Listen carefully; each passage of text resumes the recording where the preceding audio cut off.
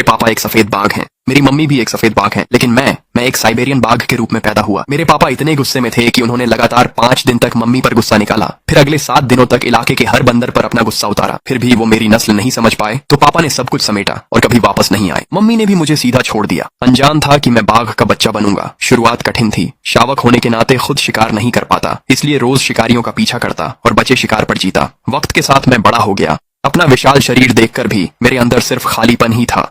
एक बाघ की तरह अकेले रहना सबसे क्रूर यातना थी। हर एक पल नर्क जैसा लगता था।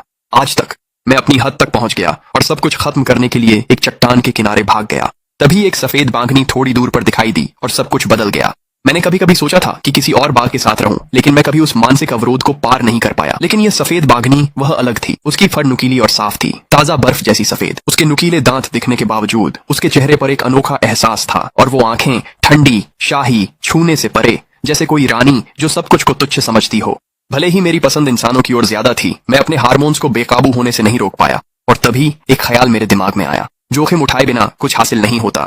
मैं अकड़कर उसके पास गया, लेकिन मेरी मौजूदगी से वह पूरी तरह सतर्क हो गई। मैंने धीरे से गुर्राने की कोशिश की ताकि दिखा सकूं कि मेरा कोई बुरा इरादा नहीं है। फिर अचानक मेरे दिमाग में एक रोबोटिक आवाज गूंज उठी। टिंग! बीस्ट प्यूरिफिकेशन सिस्टम सक्रिय हुआ। जानलेवा संकट का पता चला। स्टार्टर पैक वितरित किया गया। इससे पहले कि मैं इसे समझ पाता, उसने मेरी हरकत को खतरा समझ लिया और उसके पंजे सीधे मेरे चेहरे की ओर झपट पड़े। मैंने स्वाभाविक रूप से झुककर बचाव किया। पिछले जीवन की मसल मेमोरी जाग उठी। उसके तेज हमलों की कमियों का फायदा उठाकर मैंने शोल्डर थ्रो से उसे नीचे पटक दिया। फिर मैंने उसकी गर्दन के पिछले हिस्से को दबोच लिया। System alert! कॉम्बैट मास्टरी सक्रिय हुई। वह मेरे नीचे बुरी तरह छटपटाने लगी। उसकी आंखों में अपमान और गुस्से की आग जल रही थी। जैसे ही मैं उसे छोड़कर समझाने ही वाला था, जंगल से एक कान फाड़ू दहाड़ गूंजी। एक काला भालू जो आसानी से 10 फीट ऊंचा था, दौड़ता हुआ बाहर आया। उसकी आंखें अजीब सी लाल चमक रही थीं और पूरे शरीर में मांसपेशियां फूली हुई थीं। ये साफ तौर पर एक उत्परिवर्तित जानवर था। सफेद बाघिन की पुतलियां उससे कुड़ गईं।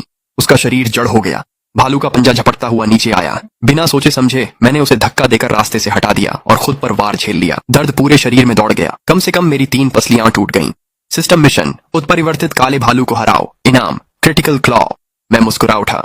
मुझसे ताकतवर विरोधियों को गिराना, ये तो हमेशा से मेरी खासियत रही है। भालू का वार मालगाड़ी जैसा था, लेकिन वह धीमा था। मैं लगातार घूमता रहा, इलाके का इस्तेमाल करता रहा और मौके की तलाश करता रहा। आखिरकार जब उसने एक और झपट्टा खाली मारा, मैंने क्रिटिकल क्लॉ सक्रिय की और उसे सीधा उसकी गर्दन में घुसा दिया। भालू जमीन पर गिर पड़ा।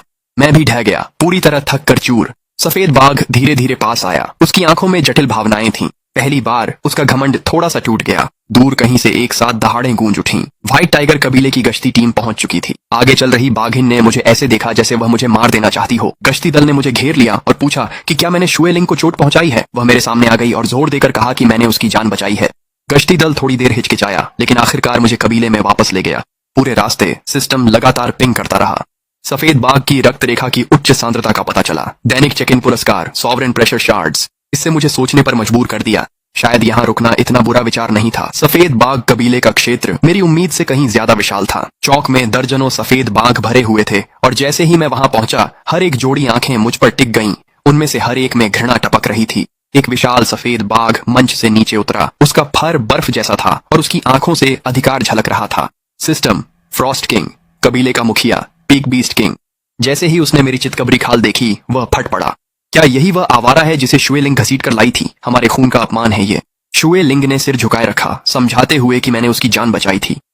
फ्रॉस्ट किंग टस से मस नहीं हुआ। बर्फ की तरह ठंडे स्वर में उसने कहा कि जान का कर्ज शिकार से चुकाया जा सकता है,